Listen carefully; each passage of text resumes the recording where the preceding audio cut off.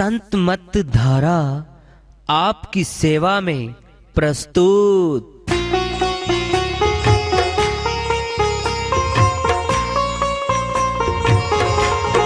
जो चाहता है प्रभु प्यारा वो आओ संत मत धारा, भक्ति भेद बता कर सारा वो कर दे भव के पारा। जो चाहता है प्रभु प्यारा वो आओ संत मत धारा, भक्ति भेद बता कर सारा वो कर दे भव के पारा। जो चाहता है प्रभु प्यारा।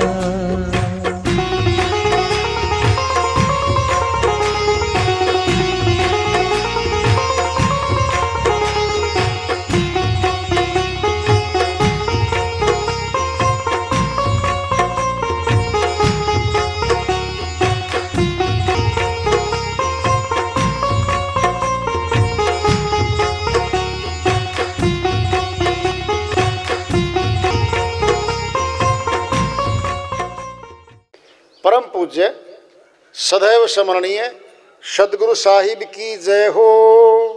सतनाम साहेब आदरणीय सर्व संतों की जय हो। उपस्थित आदर के योग प्रभु प्रेमी एवं जिज्ञासु आत्माओं, हम सभी पूर्ण पिता परमात्मा सभी सृष्टियों के रचनहार कुल मालिक हम सब के जीवन का आधार उनकी महिमा को सुनने के लिए एकत्रित हैं।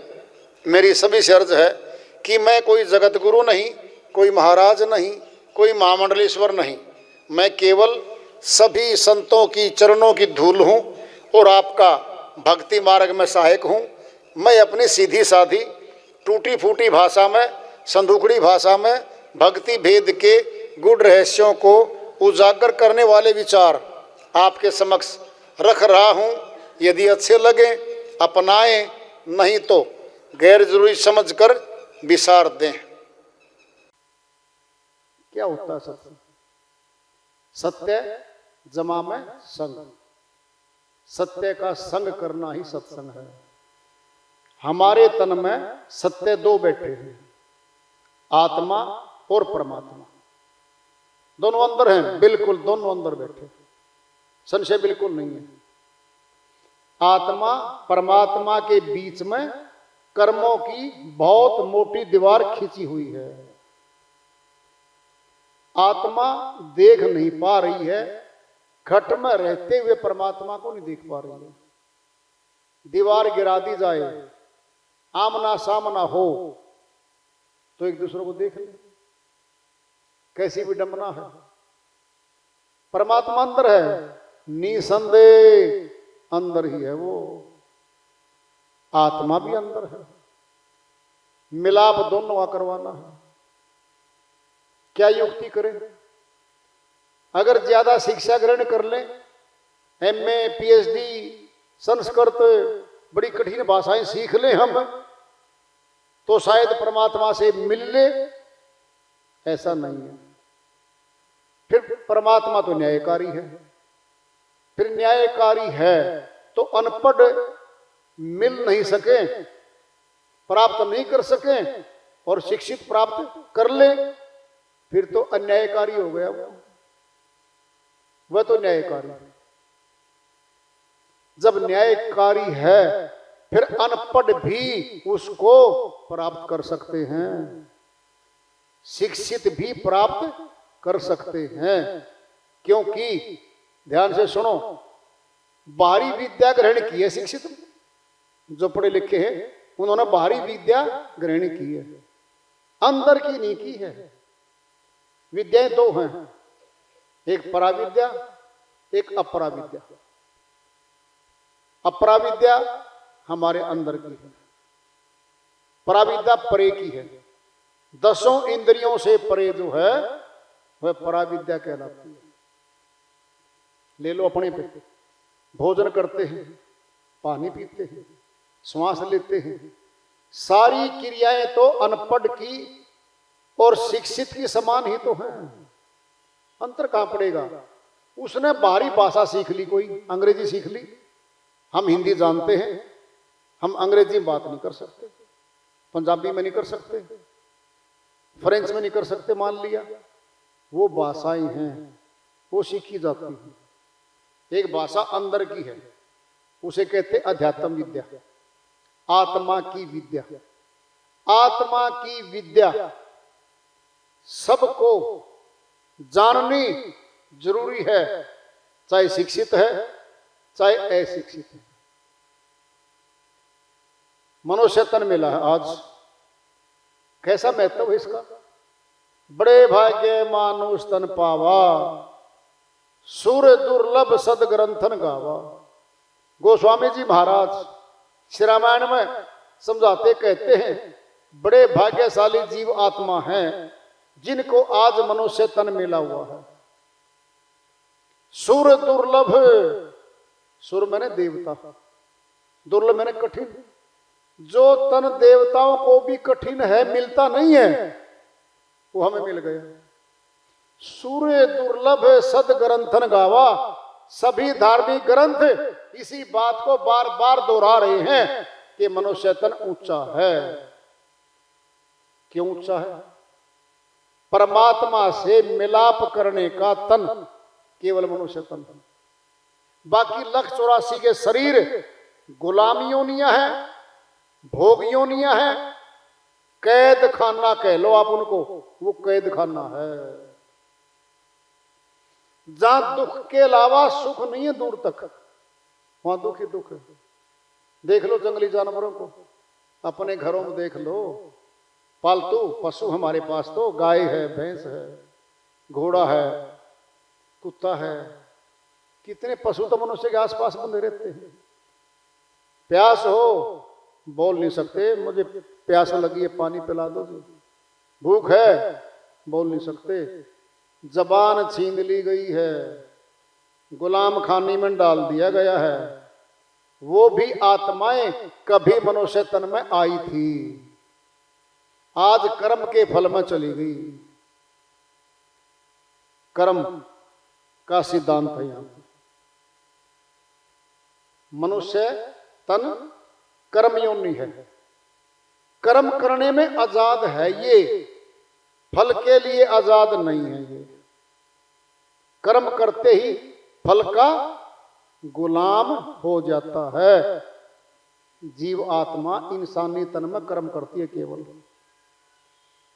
तो जब ये कर्म करने में आजाद है, फिर दो कर्म इसके सामने हैं, पुण्य कर्म पाप कर्म। कुछ भी कर ले, पुण्य कर्म में थोड़े सुख मिलते हैं, पाप कर्म में दुख ही दुख मिलते हैं।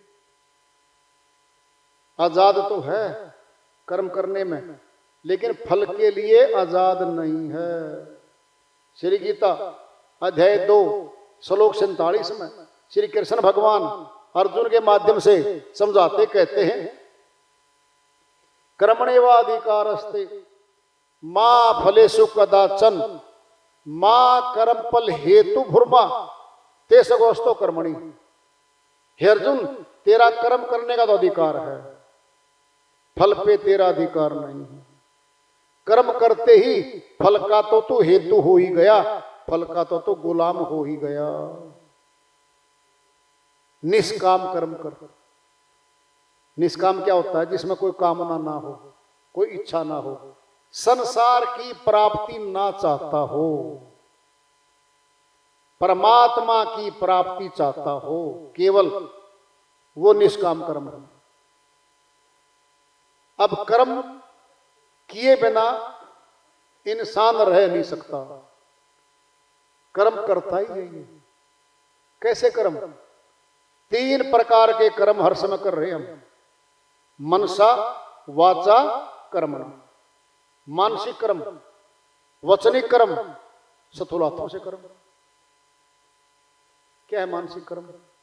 पाप कर्म को देख लो, मन में पाप कर्म बनते हैं हमारे से। क्या करते हैं? ईर्ष्या, द्वेष, बोलते नहीं है, जबान पे नहीं। अभी किसी ने कहा, पड़ोसन आई कोई, बहन जी मेरे बेटे का डीसी के पद पे सिलेक्शन हो गया, सामने वाली का सुना ना चेहरा उतर गया, चेहरा उतर गया, खुशी नहीं हुई उसको। क्या हो गया? ईर्ष्या हो गई। इसका पुत्र इतना बड़ा ऑफिसर बन गया। कहती है तुझे खुशी नहीं हुई? हाँ ना, हाँ, खुशी तो हुई है। खुशी के भाव नहीं आए चेहरे पर। क्यों? ईर्ष्या है, द्वेष है, पाप कर्म है ये। मूल्य समझोगे? 54 25 पैसे मूल्य है ये। मिलेगा दंड? पक्का मिलेगा। अब है वचनिक कर्म। जबान पे आएंगे हम, गाली देंगे, झूठ बोलेंगे, विश्वासघात करेंगे, धोखाधड़ी करेंगे। ये सारे वचनिक कर्म हैं और सारे पाप कर्म हैं। मूल्य समझोगे? 50 पैसे। 98 समझो, 50 पैसे मूल्य है इसका। और सुनना आपने, इन कर्मों को हम कर्म नहीं मानते। हम कर्म किसको कहते हैं? जो बाहरी लोगों को दिखाई देवे। कोई हाथ से करें, हम कहते भी हैं क्या मैंने चोरी की, कभी डकैती डाली, कत्ल किया, क्या मैंने किया? जी नहीं किया। फिर मैं तो बहुत अच्छा आदमी हूं। अरे वचनिक कर्म झूठ है, विश्वासघात कर रहा है, गाली गलौज कर रहा है, निंदा कर रहा है, जबान से सारे कर्म। फिर इनकी तो हर रोज बोरी भर देते हैं हम। फल मिलेगा? पक्का मिलेगा। सथुल हाथों से कर्म आएंगे। अब चोरी करना, डकैती डालना, लूट मार करना, कत्ल कर देना, बलात्कार कर देना, मकान पे कब्जा कर लेना, किसी दूसरे के मकान पे मिलावट कर देना, रिश्वतखोरी कर लेना, ये सारे हाथ के कार्य हैं। मूल्य पूरा 1 रुपया है। दिखाई देगा दूसरों को, फल भी मिलेगा। इनको मनुष्य कर्म मानता है। और पहले वाले कर्म, मानसिक कर्म, वचनिक कर्म, सथुल हाथों से कर्म। कर्म तीनों बन गए, तीनों के फल मिलेंगे। इन कर्मों को कैसे काटें? प्रश्न पैदा हो गया। अब ये जो कर्म है, पाप कर्म बन गए हमारे से, अनजाने में बने, जानबूझ के बने, चाहे जन्मों के बने हुए हैं, उनको खत्म कैसे करें? कर्म का कर्जा आत्मा पे है। सुनना है, ये ले लो। अपना ही पुत्र है कोई, माँ बाप ने खूब समझाया, बेटा चोरी नहीं करना, कोई नशे नहीं करना, नशों का व्यापार नहीं करना। हमने खूब समझाया। गलती से हॉस्टल में किन्हीं बच्चों के साथ झगड़ा हो गया कॉलेज में, और वो शामिल हो गया और पुलिस केस दर्ज हो गया। किसी लड़के की टांग तोड़ दी, 10 विद्यार्थियों के नाम लिखाए गए, हमारा भी नाम आ गया बच्चे का और जेल में गया बच्चा। अब सोचना, हम मिलने जाएंगे, पता लगते ही जाएंगे, जेल में ही मिलेंगे, कचहरी में ही मिलेंगे, बात करेंगे, बेटा हुआ क्या? मैं इनके साथ खड़ा था, मैं छुड़वाने लग रहा था, मेरा नाम झूठा लिखवा दिया। कुछ भी कह लो, संग था वहां पे, झगड़े में संग हिस्सेदारी हो गई, जेल में गया। अब जरा सोचो, क्या हम जबरदस्ती निकलवा सकते हैं? क्या हमारे पास ऐसा आदेश है, ओए जेलर, जेल वाले हमारे बच्चे को बाहर निकाल? नहीं कह सकते। कह देंगे तो हमारी कोई सुनने वाला नहीं है। अदालत, माननीय अदालत के आदेश से जेल में गया है वो। क्या करेंगे हम? वकील, एडवोकेट एंगेज करेंगे, उसे सारी बात करेंगे, जी हमारे बच्चे की जमानत करवा दो, बरी भी करवा दो। जरा देखना, अब वकील एंगेज हो गया, फाइल पढ़ ली, उसने जमानत करवा दी। केवल जमानत हुई, अब बरी नहीं हुआ है। जमानत होते ही हमें मिला, हमने जफ्फी पाके मिले। बेटा 10 दिन के बाद मिला हमें, तो रोते भी हैं, कई बार तो देखा होगा आपने, दुख तो होता है। घर लेके आते हैं, सारी बातें बताता है, सारी बातें सुनते हैं हम। अब पता क्या कहते हैं हम, मम्मी पापा जी आगे मैं शामिल नहीं होऊंगा किसी भी केस में, अब की बार तो मुझे बरी करा दो बस। हम उसको विश्वास दिलाएंगे, बेटा हम अच्छा वकील करेंगे, अच्छी तैयारी करेंगे, आगे तो इस काम को मत करना। जरा देखना, हमारे होते हुए हमारा पुत्र 10 दिन जेल में रहा, हमारे से दूर रहा। कौन ले गया उसको वहां पे? कर्म का फल। जेल में कौन ले गया? उसके कर्म का फल उसे जेल में ले गया। सुनना, अब सुनो ध्यान से। कानूनी प्रक्रिया होती है कचहरी में। वकील कहेगा कि इसका नाम बाद में आया है, ये अपराधी विशेष नहीं है, ये बरी हो सकता है। 2 साल मुकदमा चला, हमारा पुत्र बरी हो गया, घर आ गए, हम खुश हो गए। अब जरा देखना, एक मुकदमे में बरी हुआ है, हमें खुशी मिल रही है कि हमारा बच्चा बाहर आ गया। जरा सुनना एक बात के लिए, अंदर क्यों गया था बताओ? कर्म के फल में गया था। अब हमारे पे आ जाओ, क्या हम कर्म नहीं कर रहे हैं? मानसिक कर्म कर रहे हैं, ईर्ष्या द्वेष हमें होती है। वचनिक कर्म निंदा करते हैं, हर रोज निंदा करते हैं हम, झूठ ही बोलते हैं हम। ये सारे वचनिक कर्म फल देने वाले हैं। इन्हीं कर्मों के किए के कारण आत्मा आवागमन में बंधी चली जा रही है और दुख पा रही है। श्री गीता में कहते हैं, अध्याय 2 के श्लोक 19 से लेकर के 25 तक, हे अर्जुन, आत्मा अजर अमर अविनाशी है, ये विनाश में नहीं आती। ये कर्मानुसार भिन्न भिन्न तनों को धारण करती चली जा रही है और दुख को प्राप्त हो रही है। कर्मानुसार ये फल को पा रही है। अब जरा सोचना, श्री कृष्ण भगवान को भगवान मानते हैं हम, पूजा अर्चना करते हैं हम, सनातनी है हम, घरों में फोटो भी लगा रखी है। श्री गीता में जो कहा हुआ है जरा उसको भी सुन लें, उसको मान भी लें, फिर जान लें। अगर किसी के पास श्री गीता हो तो खोल के आज बिल्कुल सामने बैठ के पढ़ सकता है। एक एक बात सच आएगी, ज्यों की त्यों बोलेंगे हम, कोई मिलावट नहीं करेंगे।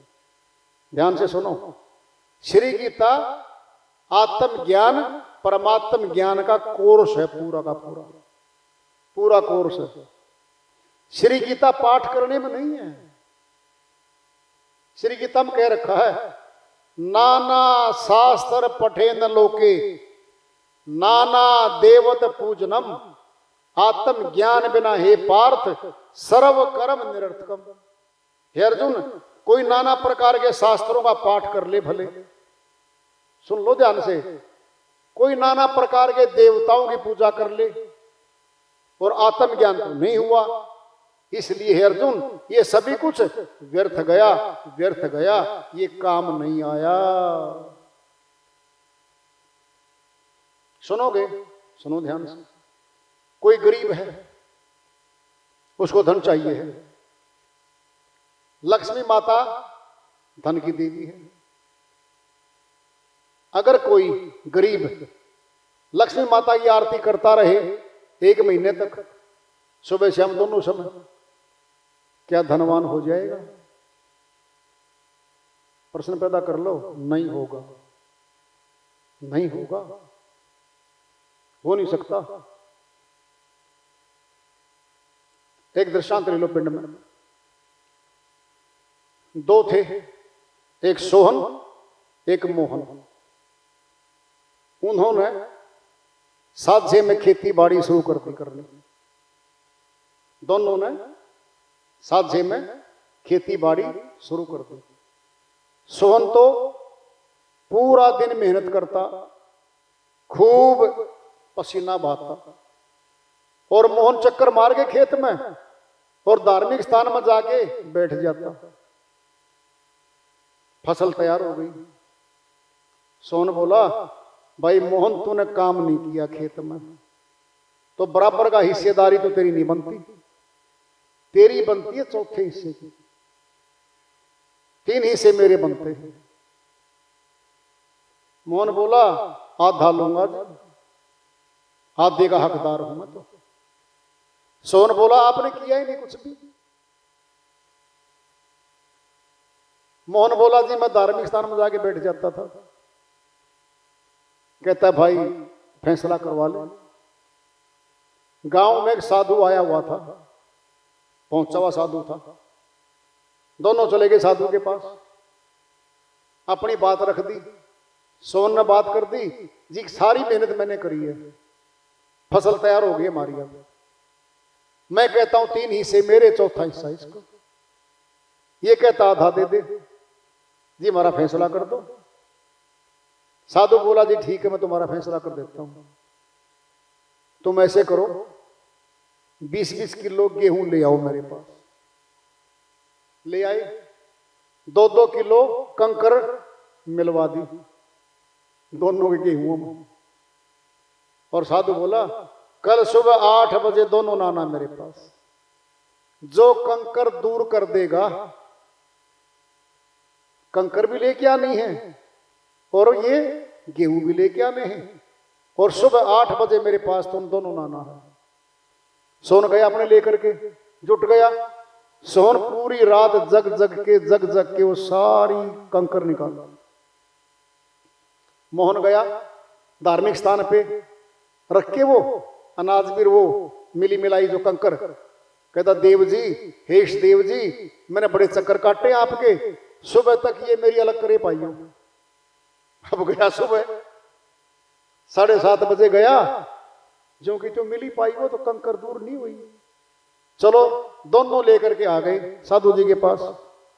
कंकर मिली हुई ज्यों की त्यों मोहन की थी, कंकर अलग कर दी, गेहूं अलग कर दी, वो सोहन की थी।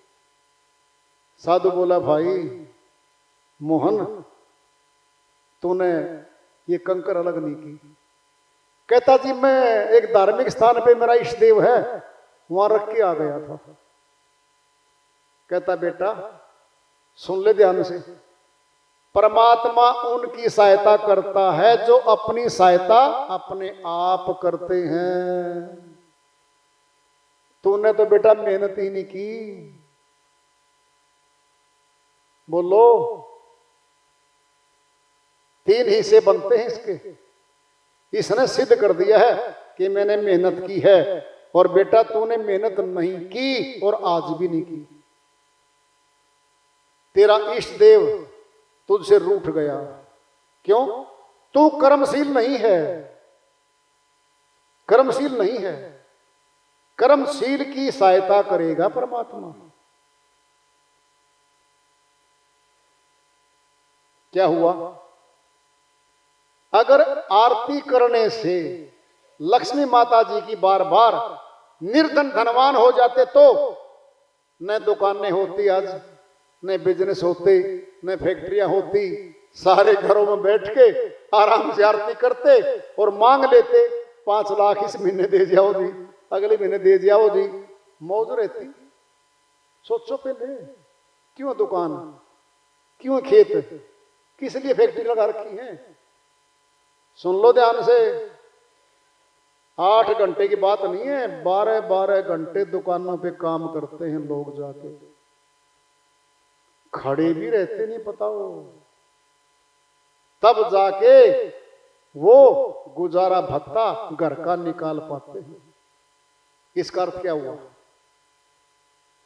बोलो। करनी का विषय है। हमारा मनुष्य तन करनी पे आ गया, कर्म योनि है। अब कर्म मुख्य तौर पे दो ही है, पुण्य कर्म है और पाप कर्म है। तीसरा है भक्ति कर्म,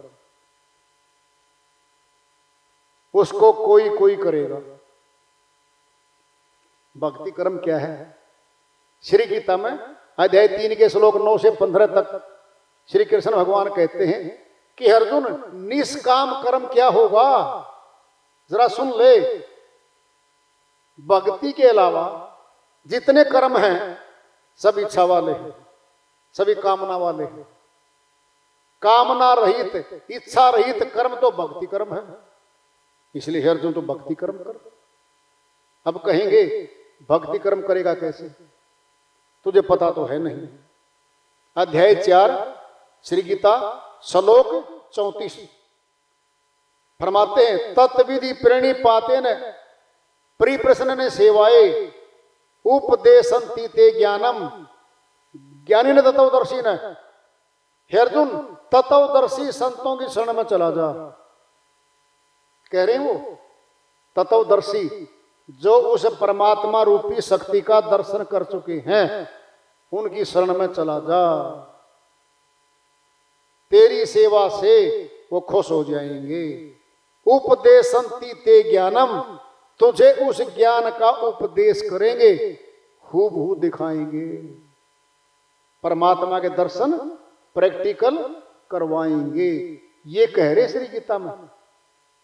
क्या होगा उसके दर्शन करने से? प्रश्न पैदा हो रहा है, अगर परमात्मा के दर्शन कर भी लिए तो क्या होगा? तेरे सभी भ्रम मिट जाएंगे, सब प्रश्न खत्म हो जाएंगे। तू अपने आप में परमात्मा को देखेगा। संसार की असारता नजर आएगी। संसार में मेरा कौन है, मैं किसका हूं, मैं क्यों हूं, मौत के बाद कहां जाऊंगा मैं, ये सारे प्रश्नों के जवाब तेरे अंदर आने लगेंगे और तेरी भक्ति शुरू हो जाएगी।